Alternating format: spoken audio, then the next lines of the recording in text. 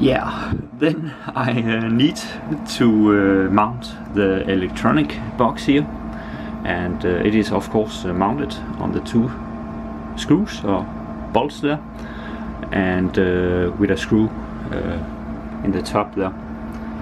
And yeah, I think I will just screw it on. Should be a pretty easy job. I have also fixed all the chips that was on the engine, which means it is places where the green paint is chipped off. As you can see, I have also fixed the little problem I had here, and but it will of course be hidden away behind this box anyway, so but it is also more to protect the engine from corroding or rusting. The engine here is built of different parts, cast iron and aluminium, and this is cast iron and this part is aluminium, and the engine block is also cast iron, and it is partly cast iron and aluminium.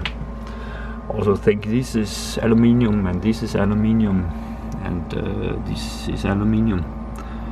So but as you know, aluminium will protect itself if it got chipped or anything. But this part here is it is a bit corroded of all the coolant fluid that has run out through the years. I heard someone talked about that it is very important that the coolant or the cooling system on the engine is totally coolant or watertight, so the engine doesn't destroy itself. Many of the Volvo Pentas has the problem. They are leaking a bit of raw seawater or coolant or something, and then it is slowly corroding away. Also, as you maybe remember, I had a leak here in the bottom of the floor here, and it will also leak on the engine. So it is important that the coolant system is not leaking, and also the boat is totally dry. I have of course put on a small amount of grease to the threads there, and something I saw was these two relays here. We have this relay is for the glow plugs, and the other relay is for the starter. And this box here, I mean, it is for the glow plugs, and if, as you can see, there is four points, which means there is a fuse in this system here, and when it blows, you can just move the thing there to the next, and you have or you then have 4 fuses in this box here. The fuses or the fuse will break if you hold the glow system too long. You must hold it in 10 to 15 seconds. But if something is wrong and it keeps the power on the glow plugs, it will then blow the fuse in the fuse box here, or the fuse box thing. But a very clever system. So we have 4 fuses in one. Yeah, you just take this and put it on to the screws like that, and then screw in the screws. It is always a bit harder to put stuff together than taking it apart, but as you can see, I have my fuse holder here, and we have the screws here, but the problem is that there is this groove here in the middle of the electronic box here, and you can't get the fuse box in place because of the screws here. But the trick is to as you can see, there is these two sliding things, but you put it in the bottom first, and then you can slide it on like that. And there is of course also a screw that is holding it in place, but it is not so easy to fit it as it is to take it apart. But as you can see, just these little screw here and these two here to hold this box on here. We have the glow plug relay there, and there is going a red cord down here on the other side. Here it is going into this, and as you can see, it is connected right there, and the three glow plugs down there is then connected in what do you call it, series, and you have a minus on the engine block, and then you have the plus on the glow plugs. When you are glowing your engine, you will make power to the glow plugs here, and all three of them will then glow, and you will then start the engine afterwards. But in a way, it is a pretty simple system. If one of the glow plugs isn't working, they will not get any current, which means you can disconnect the funny metal thing there, and then you can measure on each glow plugs, and if I don't know, if there is no connection, there is no current going through, or I think it is when there is no connection between the glow plug and the you can't what do you call it, get any ground through the glow plugs. Then the glow plug is worn out, and it will then not glow. It is in a way like a light bulb. It will glow, and then it will burn out. The electronic box is now fully installed, and I have of course screwed in the screws here in the top. They are of course not tight at all, because this thing here is a soft aluminium thing, so you don't tighten up the screws very much. But now it is installed.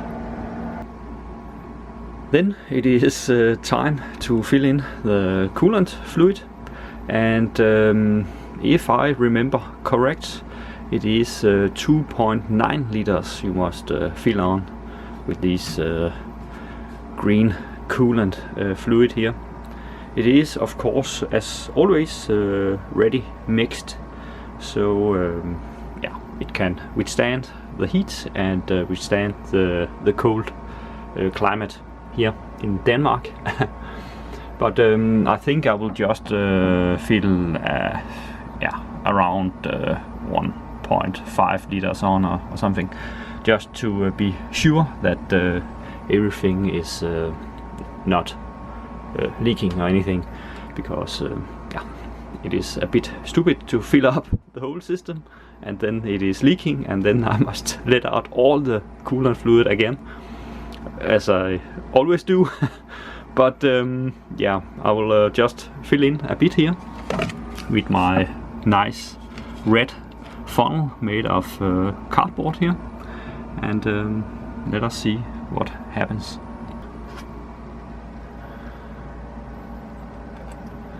Nice and green coolant fluid, yeah.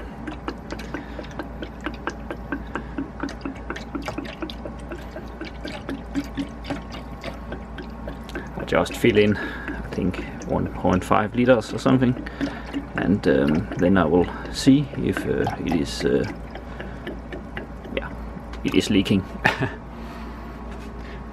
before I fill in the rest.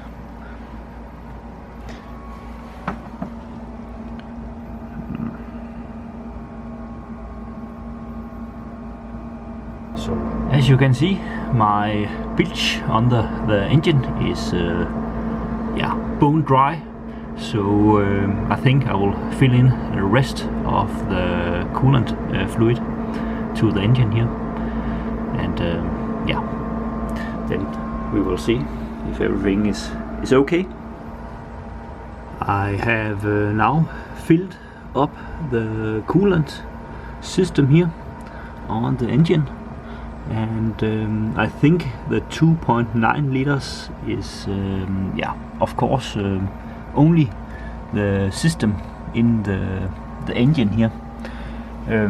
I think the reservoir there is also requiring, I think it is around half a liter or something. So it is yeah, a bit over 3 liters in total in this system here. But yeah, now it is filled, and it is then protecting the engine inside for the next 2 years. Yeah, I could leave the engine without any coolant fluid filled on, but yeah, as I have mentioned, the coolant fluid will protect the gaskets and the aluminium parts and so inside the engine. So it is best to fill on some coolant fluid.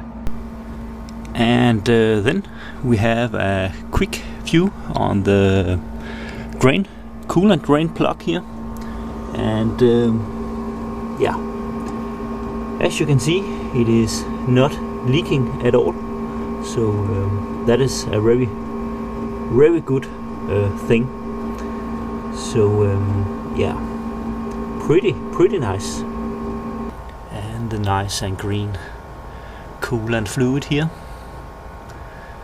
Yeah, very nice. And the last thing I need to mount is, of course, the air filter here, but it should be pretty easy. The air filter here is also mounted again, and yeah, as always, I have not pressed it totally on. Yeah, as you can see here, if I can place the camera, I have not pressed the foam thing totally on, because when I don't do that, the spring inside here doesn't get pressed so much together and then destroy the foam over time. Before, yeah, when it was broken, it was totally pressed together here, and the spring tension was then also very high inside here. But yeah, we will see how long time this filter here will last.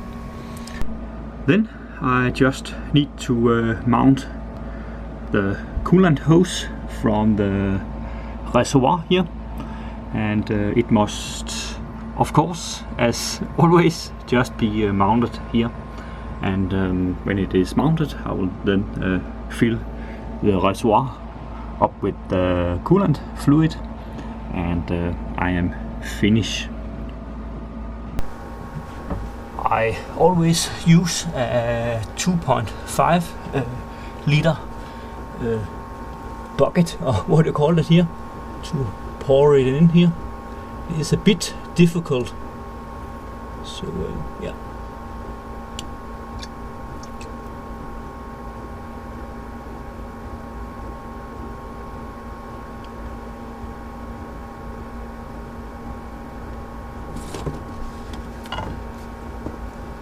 There is of course always some bubbles in the system, and it is of course important to wait a bit of time before all the coolant is totally run into the system here. And when the engine is running, there is of course also some air pockets inside the engine. So when I top up the coolant fluid level here, it will maybe drop a bit, and then I will fill it up again, and then everything is okay. The reason I don't fill the expansion reservoir here totally to the brim is simply because, as you maybe have seen, that the coolant fluid will expand and contract depending on the heat in the system. But if I fill it totally up, it will then blow. But as you can see, I have just filled the system here half, so it is quite okay. Here we have the pressure cap. It must go in the top of the expansion tank there, or reservoir.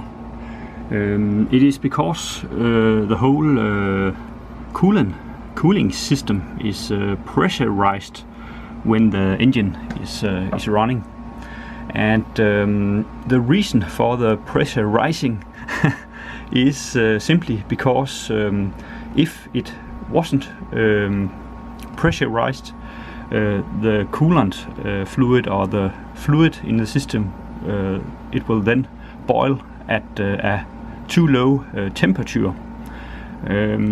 When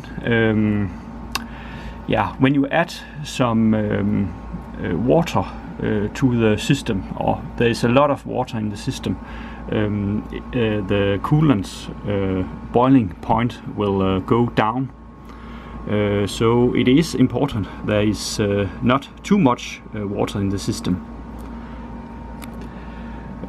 And if the pressure gets too great, this cap here will then release the pressure, and instead of the hoses fly off and everything blows. I have also seen a lot of engines only have the cap here, and they don't have this reservoir here, but it is the design of this boat here. So it is how the system is working. This hose here is then for when you have a normal thing here. Then if it releases the pressure will go out of the hose here. It is there. It is for. But on this system, this hose here has no function. The only function it has is if it leaks from here, instead of the water is going out of all over the engine, it will then run out of the little hose here. If you look closely at the pressure cap here, you can see there is standing the number 75, and then there is standing kPa, which means it is the pressure where this pressure cap releases the pressure from the coolant system. So, but it is important to have this release or cap system here. I have seen on other boats and so, if you lose your coolant, this cap here can be the problem. But it is mostly yeah, as you saw here, it is mostly when the system is with only this cap here, not with the whole system here. The coolant system is now totally filled, and I have screwed on the pressure cap, and yeah, I am then finished with my little cleaning of the heat exchanger and mounting the new V-belt and adjusting the valves, and yeah, so yeah, I think everything went very well, and the engine here is then ready for the next 2 years, yeah, according to the coolant system. So yeah, I think it is very nice.